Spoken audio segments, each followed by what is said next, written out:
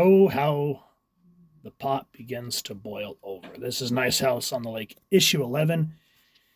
And after the climactic ending of issue 10, tempers are ablazed. And we open up, we kind of focus on Nora.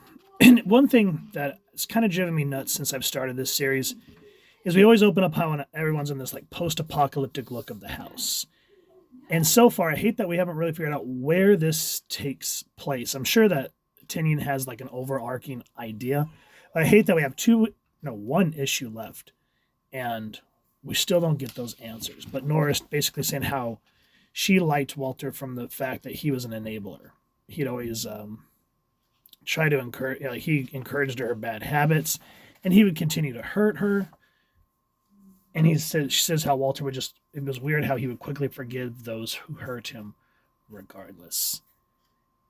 And yeah, she goes, now I remember. When I saw him for what he was for the first time, months before either me or Reg met him, a year or so before he deliberately revealed his secret. So Nora's coming to figure out that her mind has been messed with more than once, which we open up to here where it's when they were younger. Nora wakes up and she sees Walter talking to these beings that scare the living tar out of them. And we see Walter interject. We have no idea what they're saying, but then we see forget. And she's assuming that it was Walter's parents, which we are not real clear on. It says they didn't see what he saw in me. They just saw another body that wasn't burning yet, but soon would be with all the rest. Guess I showed them, huh? And you can just kind of feel the bitterness in their voice. And then we cut to the control room, one red circle. Now, if you guys don't, this is kind of hard to explain this issue without spoiling what happened last issue. So if you're not sure, pause this video, go grab the books, read them, and come back, and you're back. Now, remember, Nora gave Ryan the breadcrumbs to follow her into the control room so that they can try to get the drop on Walter. And we found the consequence last issue where everyone found out they were immortal, so they decided to have a barbecue of shooting each other. And when Rick's turn, he decided to go shoot Nora, which is his, I don't know if it's wife or girlfriend. They never really cleared that up, at least from what I remember. But right when he fires, Ryan turns all the controls down, making them vulnerable. And Ryan says, wait, what just happened? What'd I do? And that's a great way to segue into what's currently happening in the Nice House on the Lake. James Tynion, the fourth writer. Alvaro Martinez Bueno doing the art and cover. Jody Belair doing the colors. And World Design doing the lettering. And there's everyone else working on the book. And this panel of holding Naya after he shot her. Each time that I've flipped through this book, this page is the hardest one to go through because everyone's just saying we need to find Walter. But do you remember this?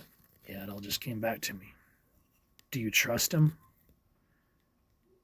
That's not important right now. The important question is can he fix this? And so Nora calls Walter on his BS. You need to make a choice right now, Walter. Someone's changing the roles. And the rules now say that I remember everything. You can go try to stop the person changing the rules, but that leaves me knowing everything to my own devices. So she gives him an ultimatum, and I love how he kind of goes into his alien mode, and he goes, there's a third option, you know? I could kill you. I could kill you right now, and then you couldn't do anything anymore. Yeah, then kill me, Walter. I love how he just has this little outrage of doesn't kill her. But you can see that he's struggling, trying to come to terms with everything that's happening. He goes, Naya, oh no. I'm sorry. I'm so sorry, Rick. This never should have happened. I never should have let it happen. And I love the use of the color palette again, where it's just straight red, bring her back. I don't have that power. Don't lie. You can't fucking lie to me like this. This is your little fantasy world. You have all the power. If I was there, I could have found a way to stop this, even with the limitations. But with someone else at the controls, I don't have the power to undo what's already been done. And so all he can think of is revenge. You said that the controls were taken away from you. Who did this? Now, everyone that's known Rick, Walter, longer than anyone. So basically, from what I understand, is the groups are kind of separated into childhood friends, or high school friends, whatever, and college friends. These are the high school friends because they've known him the longest. Like you said it before, he took our memories. You said that you didn't think that the world had ended yet. Do you think there's actually hope? At this point, I don't know. Honestly, we don't even know that we've broken out of his plan. Then we kind of cut back to day one, or not day one, but day 31. We get some more behind the scenes with Naya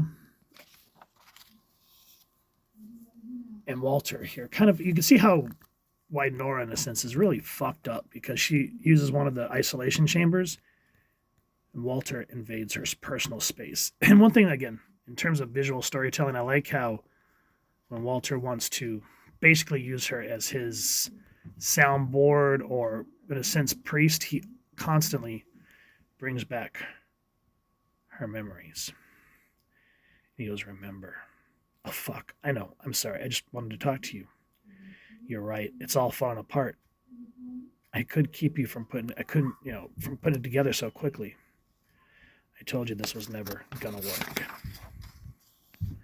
Now, it does feel like a lot of reading. And I feel like this would have been better either, as I said in the last review, as a TV show or maybe as a novelization. But in comics, being a visual storytelling, I understand what they're doing here and why the dialogue is important, but it does get a little wordy. And Nora's crying because she knows what needs to be done. Walter knows what needs to be done. But neither of them want that option. And again, Ryan just freaking out. She's like, what'd I do? It means that Naya's dead. You turned off her ability to recover from her wounds, and now she's dead. I know. I didn't want her to. I know.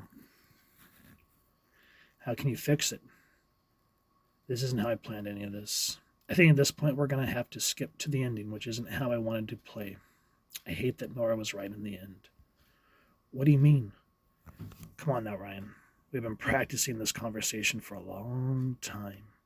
With these controls, you can change the environment, make the conditions so devastating it catches the attentions of my superiors, and they'll wipe you out and me with them. Total destruction, we all go down in flames. So he basically leaves her in an ultimatum saying, what do you want to do? Time's running out because there are people coming, and they might have their own ideas.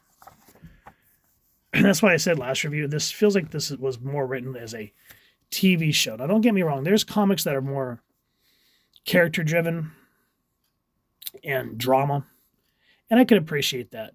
But, again, the latter half of The Nice House on the Lake, I like the suspense that's building up, but I feel like just right when everyone's memories got turned again, right when everything was starting to get interesting, it felt like some sort of like Deus Ex Machina, and it sort of killed the momentum that the first few issues had built up.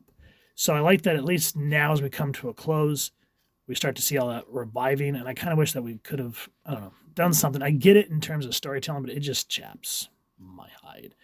What really keeps me on my seat in terms of reading this is the use of colors or the absence thereof, like when Walter wants to have a serious conversation with Nora or when someone is angry. I just like that the color palette really helps drive that point home. Now, if you all have enjoyed what you've seen, please first and foremost support your local comic shop or wherever it is to get your action figures and comics and grab this series. If you've enjoyed this review, really would appreciate if you take a moment to hit like, share, and subscribe. Helps the channel more than you could possibly know. And if you don't mind hitting that fancy little Walter bell next to subscribe, that way I can upload content. You guys get notified. Come to the channel, and I love talking with you and hearing your thoughts and feedback down in the comments below or the socials, which I'll make sure to leave the links down in the description. So with all that said, hope you all continue to have an absolutely amazing day reading and happy hunting, everyone.